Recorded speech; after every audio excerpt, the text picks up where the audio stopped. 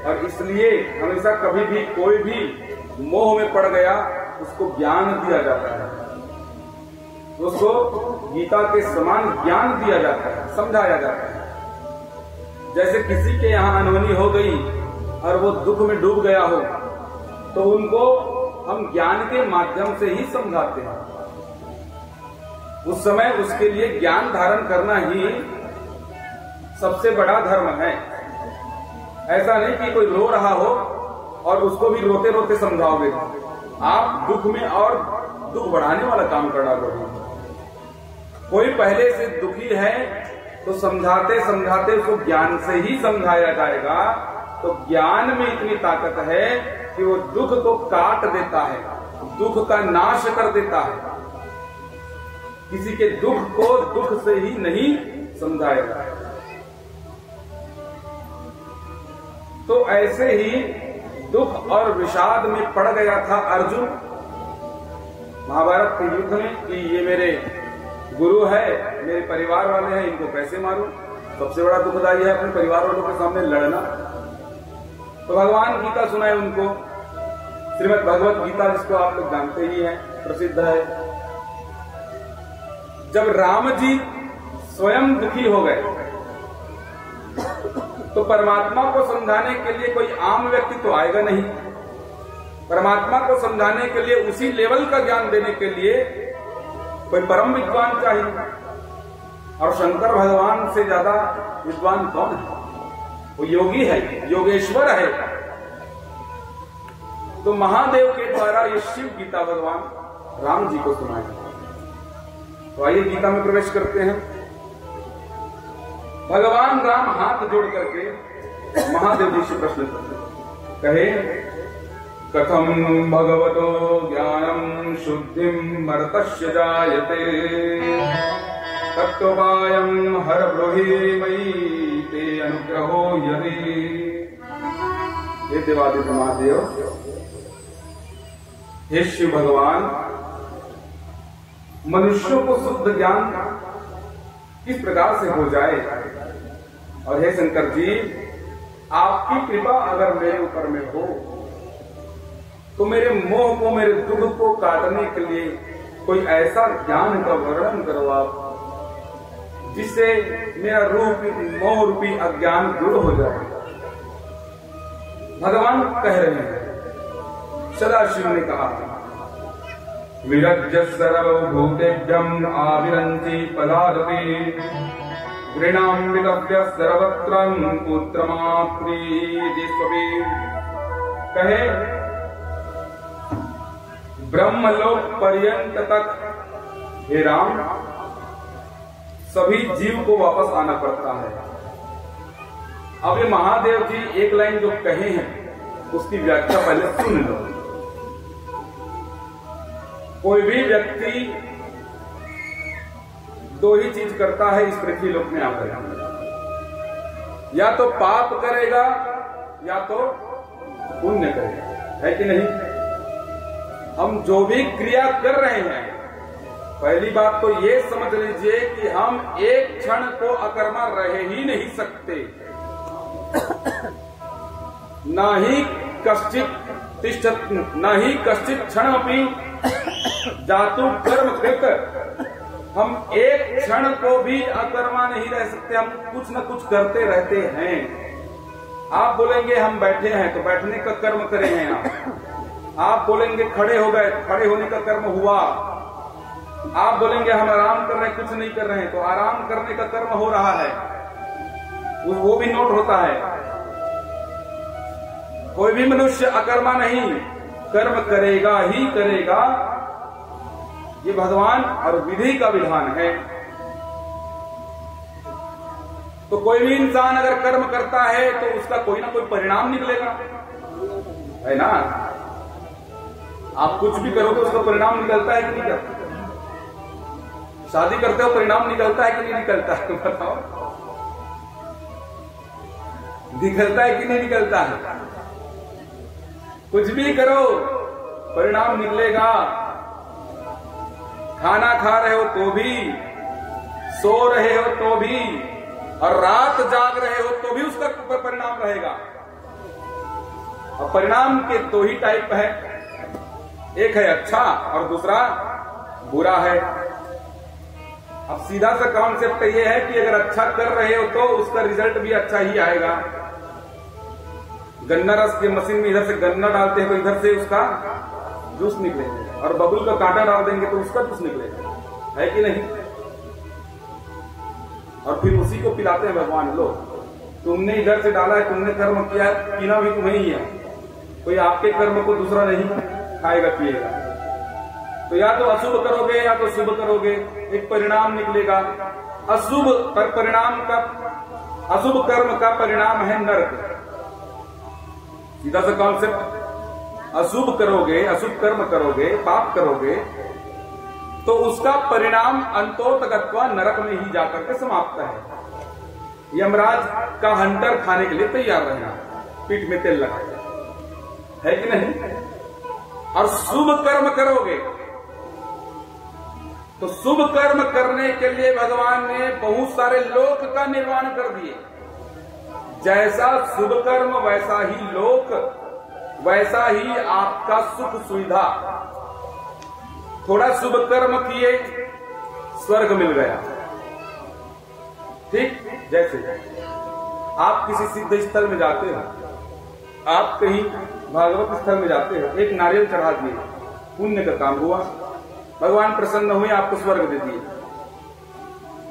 उसी स्थल में आप गए, अन्न दान कर दिए, एक पोस्ट ऊपर कर देंगे भगवान, एक लोक ऊपर, इंद्र से भी ज्यादा, इंद्र लोक से भी ज्यादा सुख देने वाला लोक आपको अजानत लोक दे देंगे। अजानत नाम का लोक होता है, वो दे देंगे। अब आपने अन्न दान नहीं, आपने द्रव्य दान किया, भगवान एक स्टेप और ऊपर बढ़ा देंगे। ये पैसा का दान किया, आज पैसा बहुत महत्वपूर्ण है। अजानत के बाद में सीधा गंधर्व लोग, यक्ष लोग होते हैं, वो और ज्यादा सुख देने वाले होते हैं, उसमें डाल देंगे। आपने भूमि का दान कर दिया, भूमि तो कभी सड़ता गलता है नहीं, अक्षय होता है, भूमि का दान कर दिया, डायरेक्ट आपको ब्रह्मलोक के नजदीक वाले लोग को आपको पकड़ा देंगे कि भूमि दान, जैसे तुमने अनमोल दान किया तो तुम उस दान के अधिकारी, उस पद के अधिकारी, उस लोक के अधिकारी हो गए। जीवन भर शुभ कर्म कर लिया, जीवन भर शुभ कर्म, एक भी पाप कर्म नहीं। ध्यान दीजिएगा, यहीं पर ध्यान दीजिएगा। जीवन भर शुभ कर्म किए, एक भी अशुभ कर्म नहीं किए। अब भगवान शंकर यहां कह रहे हैं क्या? विरज्य सर्वभूतेभ्यं अविरंची पदादपि ब्रह्मलोक पर्यंत देह को भी नाशवान समझना चाहिए। कौन से लोक पर्यंत? ब्रह्मलोक, सुख का चरम स्थिति ब्रह्मलोक, हायर पोस्ट ब्रह्मलोक है, उसके अलावा कुछ नहीं। मतलब राष्ट्रपति बन गए तो उसके ऊपर कुछ नहीं, बन गए राष्ट्रपति, है ना? तो कहे जीवन भर अगर आप पुण्य का काम कर दिए तो ब्रह्मलोक में आप सुखी से रहेंगे। ठीक, परंतु लेकिन मोक्ष नहीं होगा, मोक्ष नहीं होगा, आवागमन से छूटे नहीं है, भगवान में जाकर के मिले नहीं है। 5 प्रकार की मुक्ति कही गई है, उस 5 प्रकार की मुक्ति आपको मिली नहीं है। तो क्या मिला महाराज? केवल सुख भोग मिला है, सुख भोग, मुक्ति नहीं, सर्वथा आनंद नहीं, केवल और केवल भोग। और भोग मतलब उपभोग करना, खाना, आनंद बनाना, ये भोग है, मुक्ति नहीं मिली है। तो शंकर भगवान का वो ब्रह्मलोक के पास जाकर वहां भी निवास करके पुण्य खत्म होने पर फिर से पृथ्वी में आना पड़ेगा, सीधा डिमोशन। पैसा खत्म, ब्रह्मलोक लात मार करके ब्रह्मलोक से आपको धक्का देकर के गिराया जाएगा। वहां तक आप मेहनत किए थे, वहां से गिरो। अब आप लोगों के मन में एक प्रश्न आएगा, महाराज तो ऐसा कौन सा कर्म किया जाए जिससे कि ये दुख हम लोग जो झेलते हैं बार बार जन्म लेकर के, उस दुख से ही सदा के लिए हट जाएगा, ब्रह्मलोक तक नहीं जाएंगे, उससे ज्यादा मुक्ति का उपाय कर लेना चाहिए। कर लेना चाहिए कि नहीं कर लेना चाहिए, कि बार बार जन्म लेना अच्छी बात है। भगवान शिव शंकर कह रहे हैं ब्रह्मलोक तक जाकर के भी वहां से गिरना पड़ता है। और आगे कहे भार्या मतलब पत्नी, मित्र, पुत्र आदि सबको क्लेश दाता और अनित्य समझकर इनसे चित्त की वृत्ति पृथक कर देनी चाहिए। मतलब जो आप संबंध जोड़े हो, मेरा माँ, मेरे पिताजी, मेरे पुत्र पुत्री, मेरे मित्र हैं, ये मेरे सखा है, मेरे रिश्तेदार है, ये जो हम मान करके जो बैठे हैं एक दूसरे में, आस पास पड़ोस में, तो कहे इस चित्त वृत्ति का, इस मन का जो हम समझ रहे हैं उसका त्याग कर दो। अब आप बोलेंगे कैसे माता पिता का त्याग कर दे, कैसे भाई बहन का त्याग कर दे? तो भगवान जो कह रहे हैं उसका तात्पर्य आप समझ लीजिए। माता पिता को छोड़ने के लिए नहीं बोल रहे हैं, भाई बंधु को छोड़ने के लिए नहीं कह रहे हैं, परंतु तटस्थ होने के लिए बोल रहे हैं। तटस्थ मतलब रिश्ता निभा रहे हैं, व्यवहार कर रहे हैं, लेकिन मन हमेशा भगवान में लगा हुआ है। क्यों? हम ध्यान करते हैं तभी तो हमको प्रेम होता है ना, है कि नहीं? राधे राधे साधु जी, समझ रहे हैं? हम किसी से मन लगाते हैं तभी तो प्रेम होगा क्या? बेटा होते ही बेटा को देख करके लगता है मेरा बेटा है, मेरे से उत्पन्न हुआ है, मुंह जुड़ जाएगा, तुरंत जुड़ेगा, है ना? मन ही तो जोड़ दिया ना। भगवान कह रहे हैं तुम्हारा बेटा है, ठीक है, मन को आसक्ति में मत डालो। प्रेम कर रहे हो, ठीक है, कोई बात नहीं, करना चाहिए। संसार बनाए हैं, परिवार बनाए हैं, प्रेम करना चाहिए, अच्छी बात है, परंतु आसक्ति नहीं होनी चाहिए, मोह में नहीं पड़ना चाहिए। कैसे?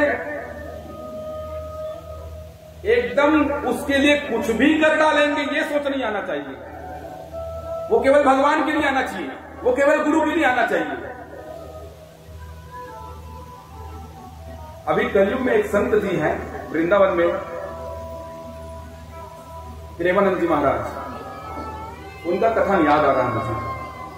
कहे गुरु तभी बनाना जब गुरु के आदेश पे अपना गला काटने के लिए तैयार हो जाओ, तभी बनाना गुरु।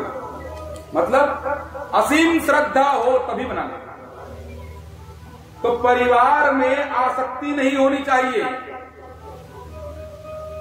प्रेम करो, अच्छी बात है, आसक्ति नहीं। तो ऐसे कैसे हो सकता है महाराज जी? ऐसे कैसे पॉसिबल है? पॉसिबल क्यों नहीं है? अभी कोई छोटा बच्चा बहुत तंग करे आपको, ध्यान से सुनेगा, छोटा बच्चा बहुत तंग करे आपको, या फिर छोटे बच्चे को आप पढ़ाने के लिए बैठाए हो, बहुत समझाए नहीं माना, तो आप क्या करोगे? गुस्से से समझाओगे। समझाओगे कि नहीं समझाओगे? गुस्से से समझाओगे।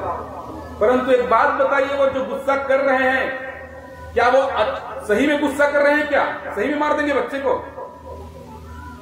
गुस्सा कर रहे हैं तो सही में गुस्सा कर रहे हैं कि टेम्पररी गुस्सा कर रहे हैं? ऐसे ढकोसला वाला गुस्सा करते हैं ना ताकि बच्चा डरे, है ना? तो क्यों भाई, गुस्सा तो कर रहे हो, परंतु ओरिजिनल वाला गुस्सा क्यों नहीं आ रहा है आपको? उस समय दिखा रहे हो, एक्टिंग कर रहे हो, और बच्चा एकदम सही मान रहा है आपके गुस्से को। ऐसा नहीं है कि वो बच्चा सही नहीं मान रहा है, वो डर रहा है कि मां गुस्सा कर रही है, पिताजी अब मारने वाले हैं, अब तक कुछ भी कर देंगे वो गुस्से के कारण।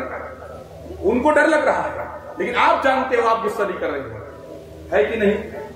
तो भैया भगवान भोलेनाथ भी तो यही कह रहे हैं।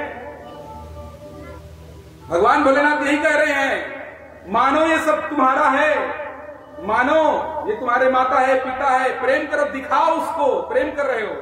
आत्मीयता के साथ भी प्रेम करो, उसको लगना चाहिए तुम प्रेम कर रहे हो। ऐसा ढकोसला वाला नहीं, प्रेम कर रहे हो, उनको दिखना चाहिए, उनको लगना चाहिए हाँ मेरा बेटा बहुत प्रेम करता है। लेकिन मन हमेशा भगवान में रहना चाहिए। भगवान एक न एक दिन तो आपके पास मुझे आना ही पड़ेगा, तो क्यों न मैं अभी से आप पर मन लगा लूं, आप पर मोहित हो जाऊं, आप पर आसक्त हो जाऊं। ये काम क्रोध लोभ मोह संसार में करोगे तो अच्छी बात नहीं, काम क्रोध लोभ मोह भगवान के लिए करोगे तो बहुत अच्छी बात हो जाती है कि नहीं? भोजन को आप खुद खाओगे तो वो भोजन बन जाता है, लेकिन भगवान को दिखा करके खाओगे तो वो प्रसाद बन जाता है। और प्रसाद कभी विकार उत्पन्न नहीं करता, भोजन एक बार विकार उत्पन्न कर देगा। तो भोलेनाथ जी यही पर कहे क्या कि जगत में व्यवहार करो बहुत अच्छी बात है, मन को हमेशा भगवान में जोड़ दो कि भगवान आप ही शाश्वत सत्य हो, इसके अलावा कोई सत्य है नहीं।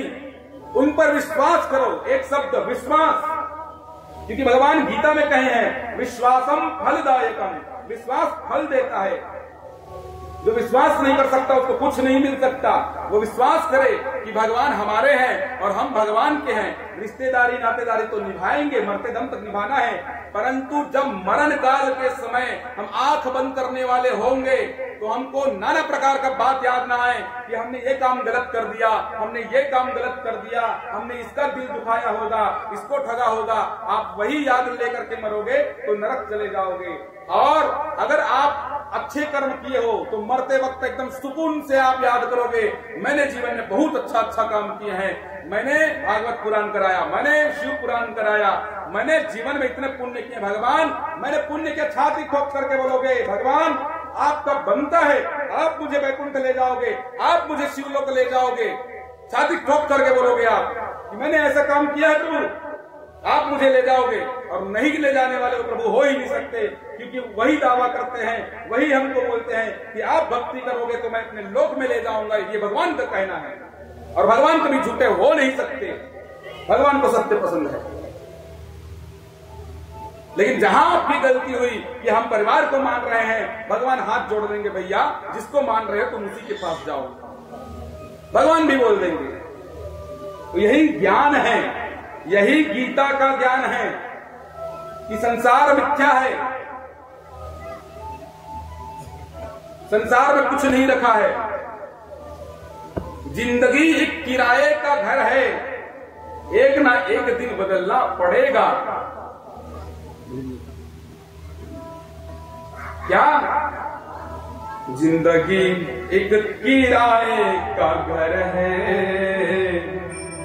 एक ना एक दिन बदलना पड़ेगा, एक ना एक दिन बदलना पड़ेगा।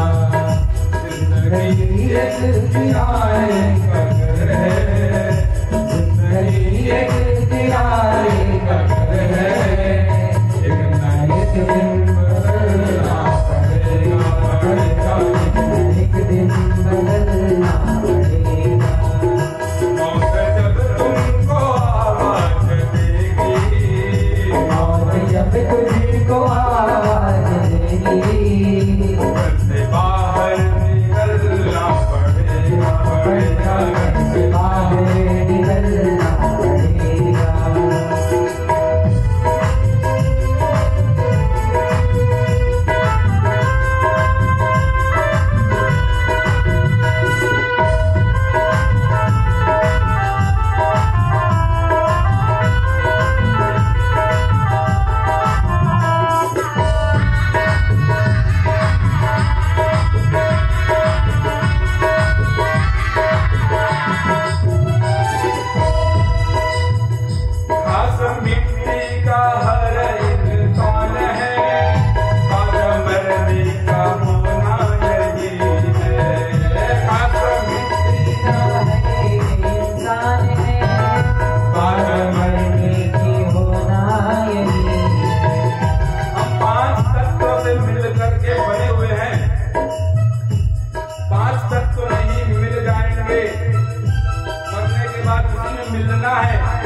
पहचानो और जब मरना ही है तो अच्छे से मरे, ये मन में रखो।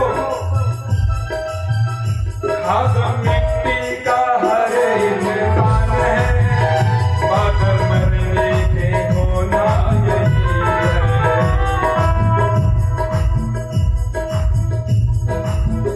देखिए जो लाइन मैं भी बोलने वाला हूं तो ध्यान से सुनिएगा। मौत सबको आनी है, कौन इससे छूटा है, तू बना नहीं होगा ये ख्याल झूठा है, ये ख्याल झूठा है। सांस टूटते ही सब रिश्ते टूट जाएंगे, बाप माँ बहन बीवी बच्चे छूट जाएंगे, बच्चे छूट जाएंगे, छूट जाएंगे। तू यहाँ मुसाफिर है, ये जराए पानी है, 4 रोज की महिमा तेरी जिंदगानी है, तेरी जिंदगानी है, जिंदगानी है। जान कर भी अनजाना बन रहा है दीवाने, अपनी उम्र ऐसानी बन रहा है दीवाने, बन रहा है दीवाने, बन रहा है दीवाने। किस कदर तू खोया है इस जहां के मेले में, तू प्रभु को भूला है पढ़ के इस झमेले में, पढ़ के इस झमेले में, पढ़ के इस झमेले में। रात के बाद होता सवेरा, देखना हो अगर दिन सुनहरा, रात के बाद होगा सवेरा, देखना हो अगर दिन सुनहरा। पैर फूलों में रखने से पहले, पैर फूलों में रखने से पहले, तुमको गानों में चलना पड़ेगा, पड़ेगा, तुमको गानों में चलना पड़ेगा। जिंदगी दिल गिराए कर है, जिंदगी दिल गिराए कर है, एक दिन बदलना पड़ेगा, पड़ेगा, एक दिन बदलना पड़ेगा, पड़ेगा, एक दिन बदलना पड़ेगा, पड़ेगा, एक दिन बदलना पड़ेगा। शुक्रिया देवालय महादेव की जय। भैया सब कुछ छोड़ करके जाना है। आप कभी अकेले में, एकांत में, जब मन आपका खाली हो, कुछ चीज न सोच रहा हो, तो बस कुर्सी में बैठना अपने घर में, अपने घर को आस पास ऐसे पूरे चारों तरफ देखते रहना है, और चारों तरफ देखते देखते ये सोचना कि इस घर में कितने पीढ़ी गुजर चुके हैं। आपके दादा परदादा भी इसी घर में गुजरे हैं, वो गुजर गए लेकिन दीवार अभी तक वहीं का वहीं खड़ा है, मकान वहीं के वहीं खड़ा है, मकान खत्म नहीं हुआ, इंसान खत्म हो गया।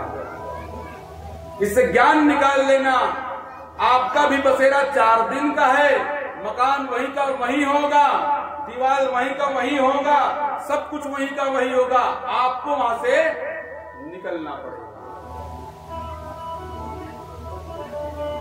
ये ज्ञान अंदर में स्थापित करना पड़ता है।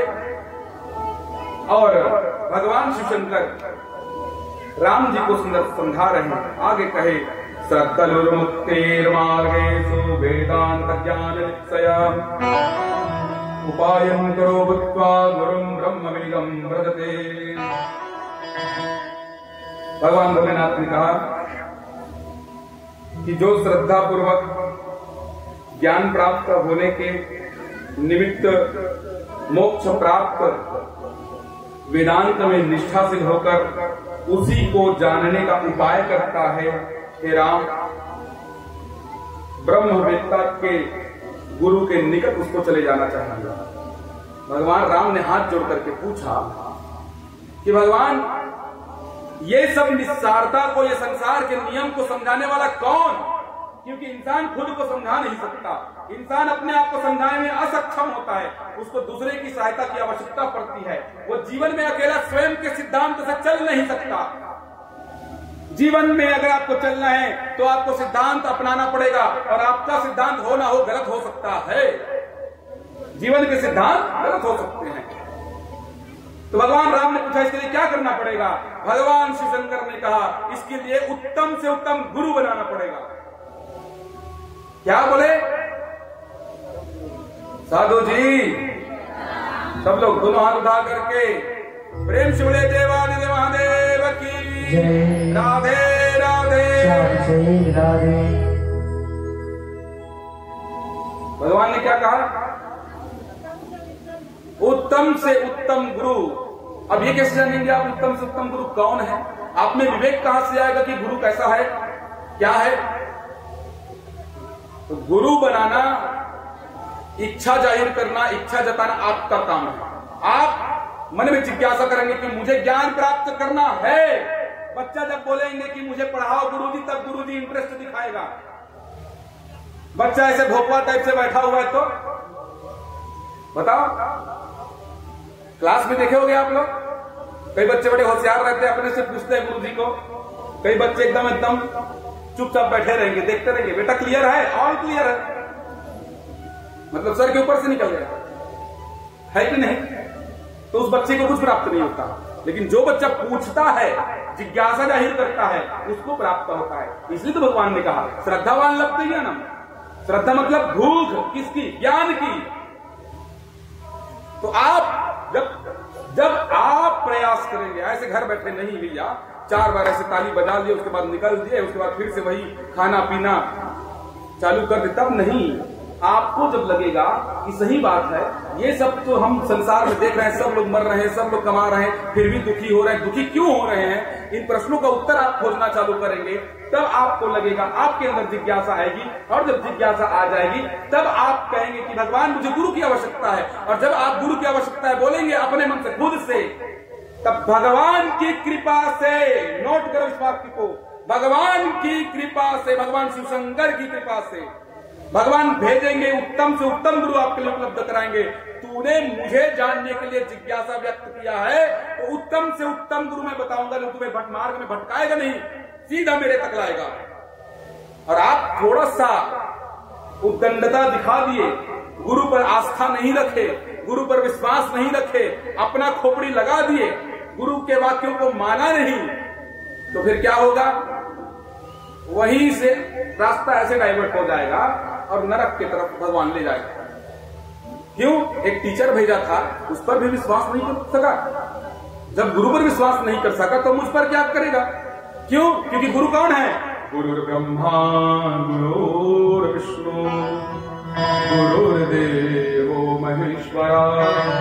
अरे गुरु साक्षात परब्रह्म तस्मै श्री गुरुवे नमः। गुरु साक्षात परब्रह्म है, वेद ने कह दिया।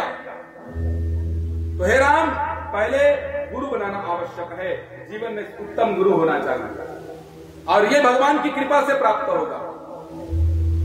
हम भी अपना स्वयं की घटना आपको बतलाते हैं, दुनियादारी की बात नहीं, स्वयं की घटना बतला रहे हैं। 1 साल से भगवान से कह रहे थे कि भगवान ऐसे गुरु मिला दीजिए हमको, हम जिज्ञासा है, जिज्ञासु हैं, हम चाहते हैं आपके बारे में जानना, हम चाहते हैं ज्ञान प्राप्त करना, तो ऐसे उत्तम गुरु आप मेरे को दे दीजिए जो ब्रह्मनिष्ठ हो, सनातन का कट्टर हो, सनातन धर्म को मानने वाला, कट्टरता के साथ आंख बंद करके, और अपने कर्म का भी कट्टर हो, और ब्राह्मण हो। क्यों? ब्राह्मण को ही गुरु बनाएगा। ब्राह्मण अपने नीचे वर्ण को गुरु नहीं बना सकता,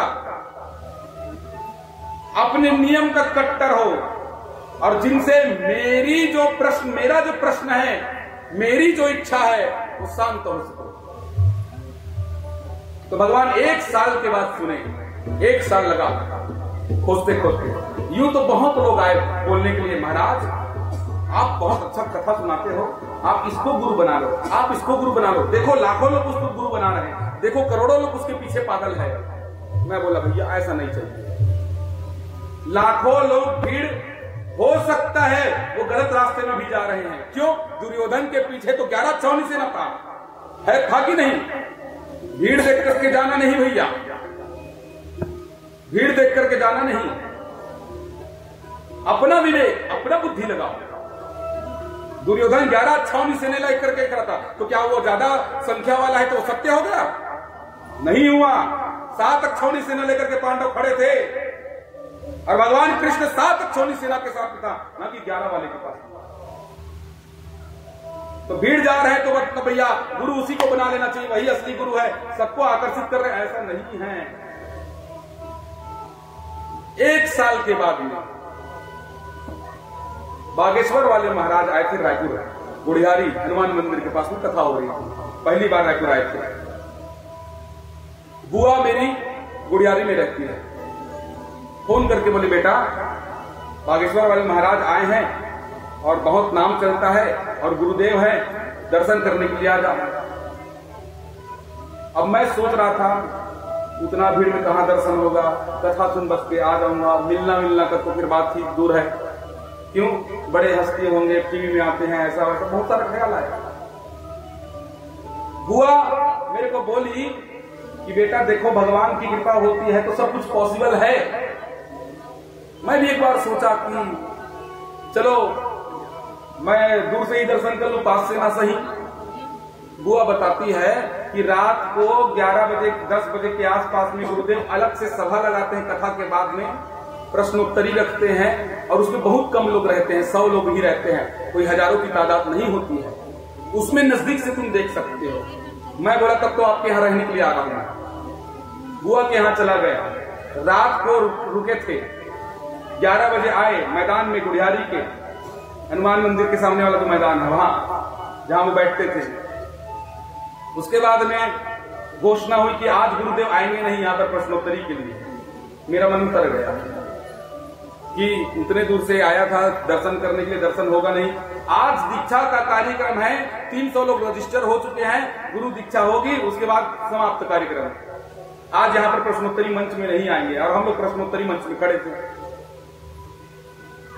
अब फिर मेरा दिमाग चला कि गुरुजी गए हैं सालासर बालाजी के दर्शन करने के लिए, वहां से मेन गेट की तरफ से आएंगे तो कार से ही देख ले उसको, इतना ही तो सौभाग्य प्राप्त हो जाए। क्यों? संत का दर्शन करना, ब्रह्मनिष्ठ ब्राह्मण का दर्शन करना, विद्वान ब्राह्मण का दर्शन करना पुण्य जगाने वाला होता है भैया, ये बात को याद रखना। अरे दर्शन मात्र से आपके पाप नष्ट हो जाते हैं, भगवान स्वयं कहते हैं। दर्शन के लिए ही सही लेकिन जाना चाहिए। दूसरे दरवाजे में आकर के खड़े हो गए, पता चला कि वो तो बहुत देर हो जाएंगे आएंगे, तो मैं जाकर के बुआ को बोला बुआ दर्शन नहीं होने वाला, मुझे तो नहीं लगता है, आज छोड़ दिया। और गाड़ी में बैठ करके वापस घर को जाने लगे।